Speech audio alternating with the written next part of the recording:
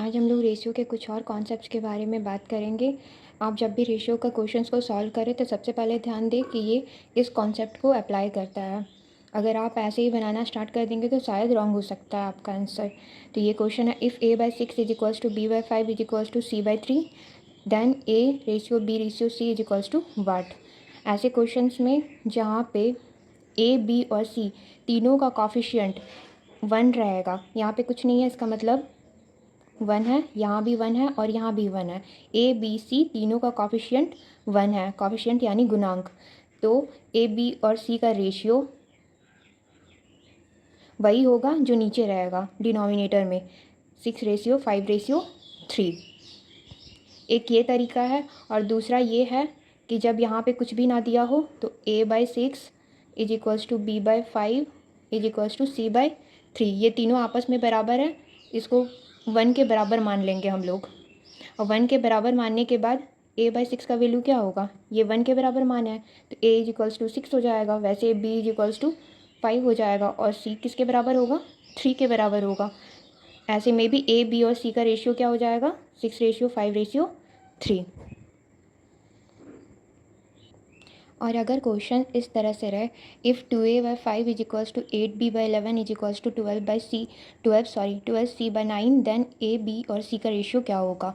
तो हम लोग पहले जैसे ही कॉन्सेप्ट में अप्लाई करेंगे, पर यहाँ पे तो a, b और c का जो कॉफिशिएंट है वो 1 नहीं है, 2 है, 8 है, 12 है, तो इसको पहले 1 बनाना पड़ेगा। इसके लिए हम लोग को एलसीएम लेना है, एलसीएम ऑफ 2, 8, 12 जो कि 24 होता है।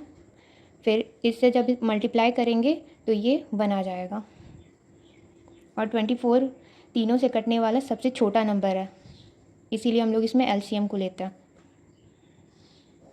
तो क्या होगा, 2a/5 multiply 8b/11 multiply 12c/9 into 1/24। 2a से कटेगा 12 से, तो आंसर क्या होगा, a/60 इंटू ये 8 कटेगा 3 से तो b/33 इंटू c/12 कटेगा 2 से, 9 2 जा 18। a, b और c का रेशियो होगा 60:33:18 और यही इसका आंसर होगा। यह है नेक्स्ट कॉन्सेप्ट।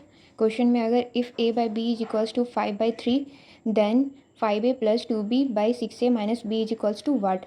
ऐसे रहा तो क्या करेंगे, ये सबसे इजी तरीका है क्योंकि रेशियो देकर ही रेशियो को फाइंड करने के लिए बोला गया है। जब रेशियो देकर रेशियो को ही फाइंड करना रहे तो ये दुनिया का सबसे आसान तरीका बन जाता है, क्योंकि यहाँ पे हम लोग डायरेक्ट लेंगे a इज इक्वल्स टू 5 और b इज इक्वल्स टू 3 और सीधे यहाँ पे पुट कर देंगे तो आंसर आ जाएगा। 5a हो जाएगा 5 × 5 25 प्लस 2b 2 × 5 10, सॉरी 2b 10 नहीं 6 हो जाएगा, 2 × 3 फिर 6 से निकालेंगे, 6 5 जा 30 माइनस b 3, तो आंसर कितना होगा 31/27 और यही इसका आंसर हो जाएगा।